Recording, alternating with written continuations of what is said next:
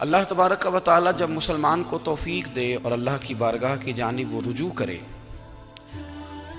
تو پھر اس کا رویہ یہ ہونا چاہیے کہ اس کی توجہ ہو اللہ کی جانب کی۔ ہمارے ہاں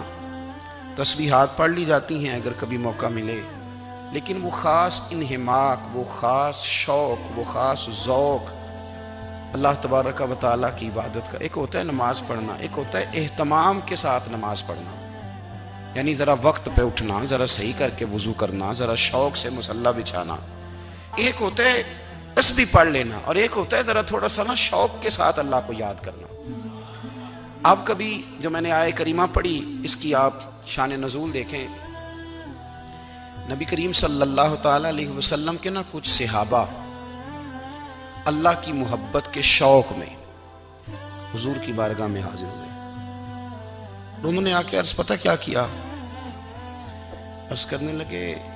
یا رسول اللہ صلی اللہ تعالیٰ علیہ وسلم سالوں بیت گئے ہیں سجدے کرتے ہوئے، حضور سالوں بیت گئے ہیں تسبیح پڑھتے ہوئے، سالوں بیت گئے کہتے ہوئے کہ سبحان اللہ وہ پاک ہے،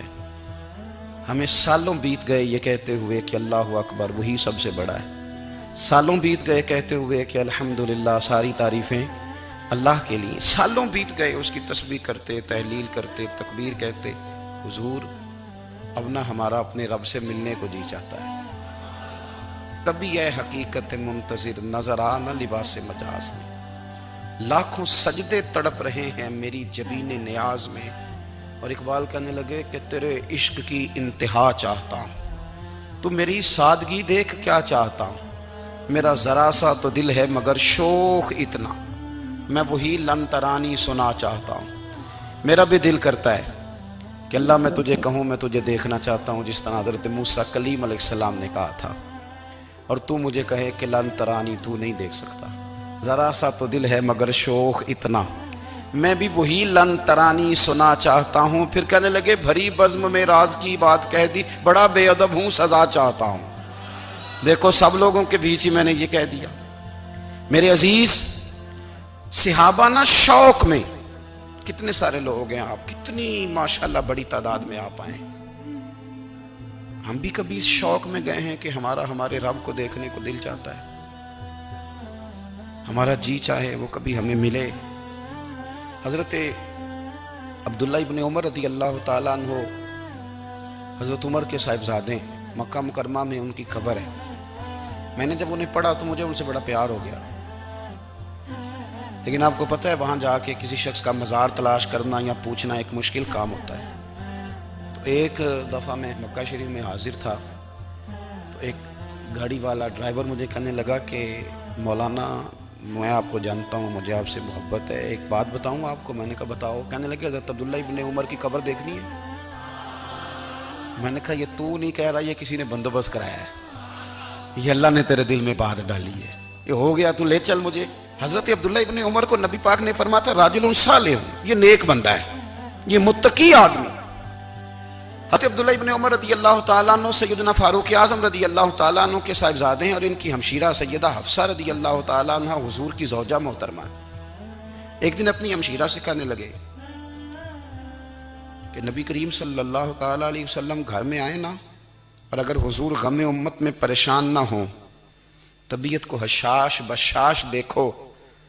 تو ذرا پوچھنا تو صحیح حضور کا میرے بارے میں کیا خیال ہے،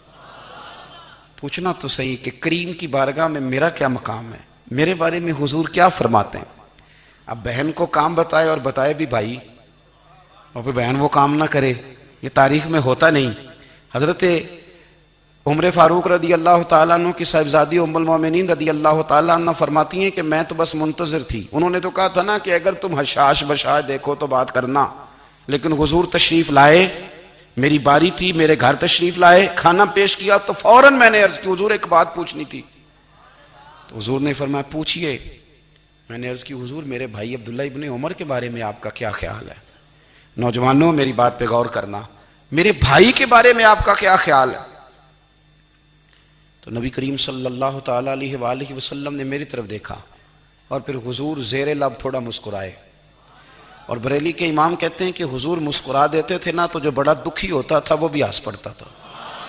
اب سوال پیدا ہوتا تھا کہ پھر تو اس مسکراہٹ کے لیے انتظار کرنا پڑتا ہوگا کئی کئی مہینے کہ حضور مسکرائیں تو رونے والے ہنسیں، تو اعلیٰ حضرت فرماتے نہیں، انتظار نہیں کرنا پڑتا، یہ مسکراتے رہنا تو حضور کی عادت ہے۔ جس کی تسکین سے روتے ہوئے ہنس پڑے اس تبسم کی عادت پہ لاکھوں سلام۔ یعنی یہ تو عادت ہے حضور کی مسکراتے رہنا، اس کے لیے انتظار نہیں کرنا پڑتا۔ بھائیو آپ خیال رکھیں گے، غور کریں گے، حضرت عبداللہ ابن عمر رضی اللہ تعالیٰ عنہ کے بارے میں پوچھا تو سیدہ فرماتی ہیں کہ نبی کریم صلی اللہ تعالیٰ علیہ وسلم نہ زیر لب مسکرائے اور فرمائے حفصہ تیرا بھائی ہے تو اچھا، لیکن میں نے سنا ہے کہ عشاء کی نماز پڑھتا ہے تو فجر تک سویا ہی رہتا ہے۔